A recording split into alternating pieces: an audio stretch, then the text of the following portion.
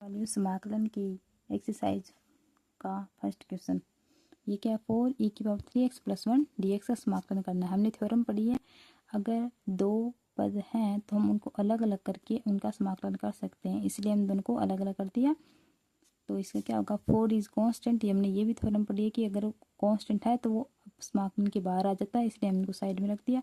And e³ x का समाकलन e³ x होता है। यहाँ पे 3x है तो 3x को 3x हो जाएगा, पर 3x का अपोने में आ जाएगा 3, क्योंकि a⁴x का क्या होता है, a⁴x अपॉन log a जाएगा। अगर हम ये इसमें लगा देंगे तो 3 यहाँ पे आ जाएगा, और dx का समाकलन क्या हो जाएगा, x, क्योंकि यहाँ पे क्या है x⁴0, तो x⁴0 क्या होगा समाकलन, इसका समाकलन करेंगे तो 0+1/0+1, तो ये x आ जाएगा। ओके, तो हमने अब x लिख दिया है।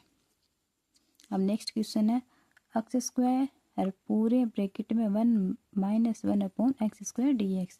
तो हम देखते हैं ये बहुत इजी हो जाएगा कि इसको अंदर भेज देंगे, तो ये x² - x²/x², x² से x² डिलीट हो जाएगा, तो यहाँ पे माइनस में बचेगा। और हम उसी थ्योरम का यूज़ करके फिर से इन दोनों को अलग अलग कर देंगे और इसका समाकलन कर देंगे। x² का क्या होगा, हमने फॉर्मूला पढ़ा है x⁴n वाला, तो यहाँ पे 2+1/2+1 है, इसलिए x⁴3/3 हो जाएगा, और माइनस का वहाँ यहाँ पे x⁴0 फिर से, तो हम इसकी तरह सेम टू सेम ऐसे जैसे किया था ऐसे फिर से यहाँ पे माइनस का x आ जाएगा, प्लस c कांस्टेंट है। नेक्स्ट क्वेश्चन है ax² + bx + c dx। ये इसमें भी वही थ्योरम लगाएंगे और इनको अलग अलग कर देंगे, तो इसका आसानी से हो जाएगा। यहाँ पे एक कांस्टेंट है, समाकलन से बाहर आ जाएगा।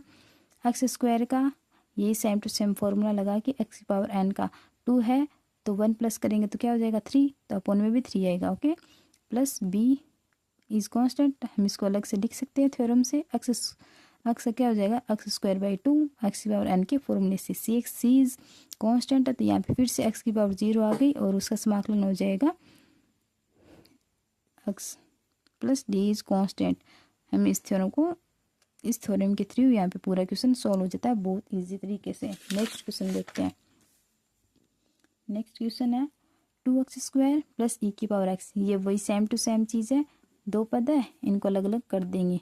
तो यहाँ पे 2 कांस्टेंट है, इसको बाहर निकाल देंगे समाकलन से, और x² का x⁴n वाले फॉर्मूले से करके यहाँ पे हो जाएगा x⁴3/3। इसको हमने इस तरह से एडजस्ट कर दिया है। और e⁴x का समाकलन क्या होता है, a⁴x + c कांस्टेंट आ जाएगा।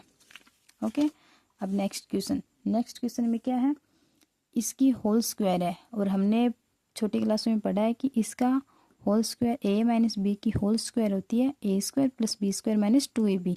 ये फॉर्मूला इसमें लगाएंगे तो क्या हो जाएगा, √x की होल स्क्वायर प्लस 1/√x की होल स्क्वायर माइनस 2। a की वैल्यू यहाँ पे क्या है √x और b की वैल्यू 1/√x, तो ये √x से √x कैंसिल हो जाएगा, √x की स्क्वायर, क्योंकि x की पावर 1/1/2 की पावर 2, तो 2 से 2 कैंसिल हो जाएगा, तो यहाँ पे x बन जाएगा। तो ये x प्लस 1/x - 2 रहेगा, और उस थ्योरम का यूज़ करके हम फिर से इनको अलग अलग कर देंगे और इनका समाकलन करेंगे। तो x का क्या होगा, x⁴n वाले फॉर्मूले से x²/2, 1/x का हमने पढ़ा है क्या होता है log x समाकलन, और यहाँ पे 2 कांस्टेंट है, x⁴0 आएगी तो उसका x हो जाएगा x⁴n वाले फॉर्मूले से। नेक्स्ट क्वेश्चन, ये बहुत ईजी है, x⁴3 + 5x² - 4/x² का समाकलन। अब ये आराम से हम कर सकते हैं, क्योंकि हम इनको अलग अलग डिवाइड करेंगे। x² x⁴3/x² plus 5x² - 4/x² dx। अब यहाँ पे देखो क्या x² है, यहाँ पे x⁴3 है, तो यहाँ पे क्या बन जाएगा x⁴1 बन जाएगी, यहाँ से x² से x² कैंसिल हो जाएगा, और उसी थ्योरम का यूज़ करके हम इन सबको अलग अलग कर देंगे और हमको इस तरह से लिख देंगे। तो ये x dx plus 5 dx minus 4/x²। अब x⁴n का फॉर्मूला लगाएंगे तो 1 + 1, और 1 में भी 1 + 1 आएगा, और ये 5x, क्योंकि यहाँ पे x⁴0 है, तो हम फिर से वही कॉन्सेप्ट लगाएंगे, तो यहाँ पे x आ जाएगा माइनस का 4।